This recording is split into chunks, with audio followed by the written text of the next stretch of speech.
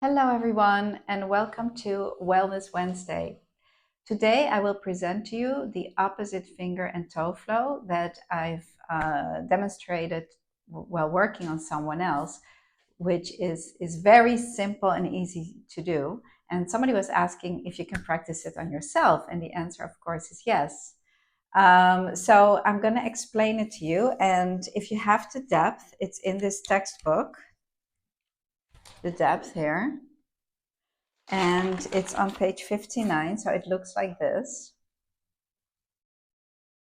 And I just want to read a brief note about it. The opposite finger and toe flow connects our right and left sides, clearing the mind, relieving eye strain, facilitating breathing, stimulating digestion, supporting elimination, total body circulation, and it lubricates all the joints in the body. So it's very, very powerful, harmonizing so many things.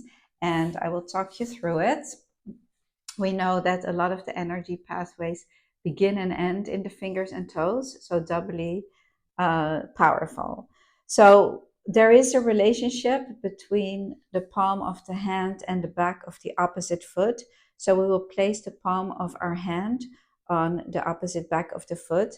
So we place the thumb on the little toe, the index finger on the ring toe, the middle finger on the middle toe, the ring finger on the middle toe, and the little finger on the big toe. And then we will just sandwich them one at a time. So it's like this. So you start with the thumb and the little toe.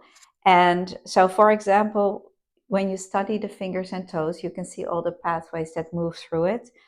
And also we know that, for example, the thumb represents our first cycle of energy, depth 1. So this harmonizes depth 1, but also the lung flow moves through the thumb. So we're also harmonizing a part of depth 2. And then the little toe, the bladder flow ends here and the kidney flow begins. So this hold in and of itself is just so powerful. So just hold it and take a few breaths. And again, if you have an opportunity that somebody can practice this on you, please ask them to do so. It feels wonderful and it's easy, very easy to do on someone else. And yeah, so you can take as long as you like or take a few moments. And then moving to the next fingers.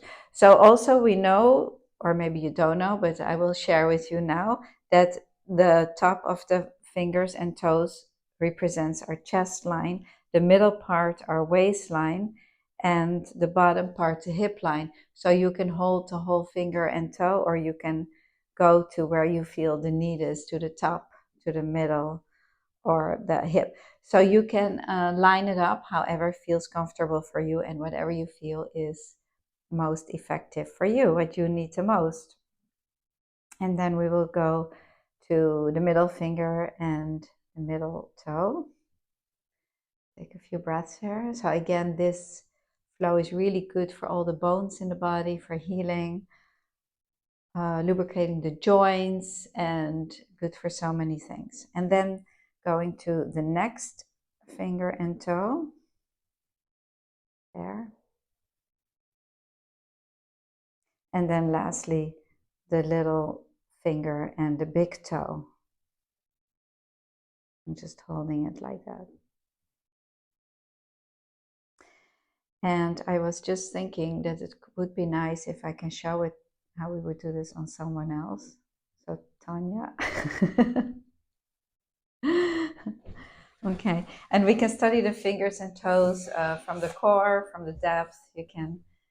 So the way what it would look like is like this. Oh, maybe you should just sit here. And Tanya looks so beautiful. We're going out later, so we're holding here this toe, and then so we're holding here the thumb and then this toe, right? And then moving to the next one.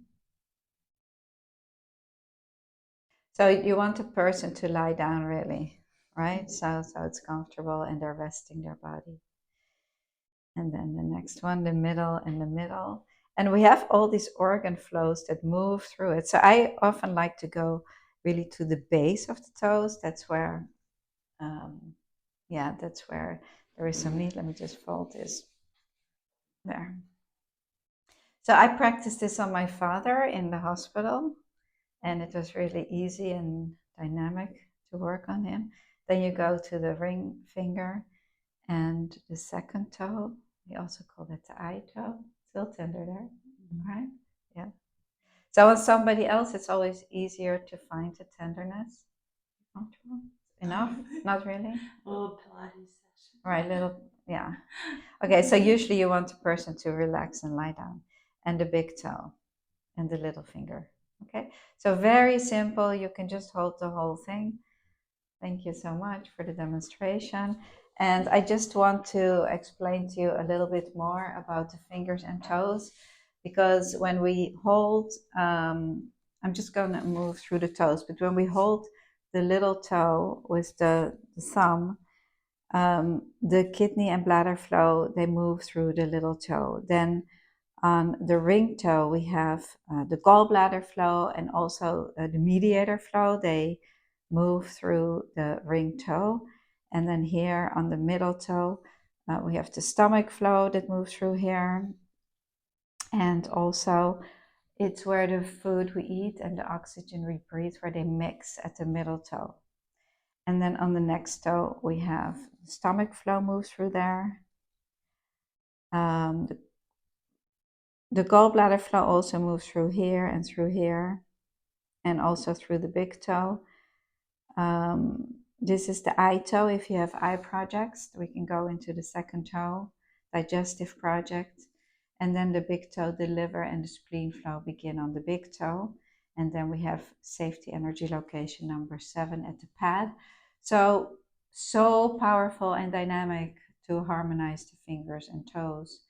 And then, of course, here we're harmonizing our depth 1, our digestive system, and depth 4, the muscles in our body. And then depth 3, the function is blood.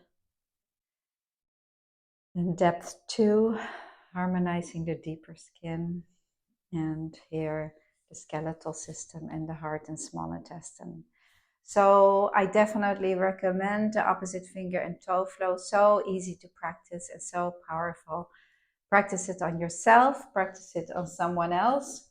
And yeah, it's explained in here, but if you don't have this book, and you can always tune back to this video. This flow is really a great flow for anybody, and you can practice it anywhere. So enjoy, and I will see you next week.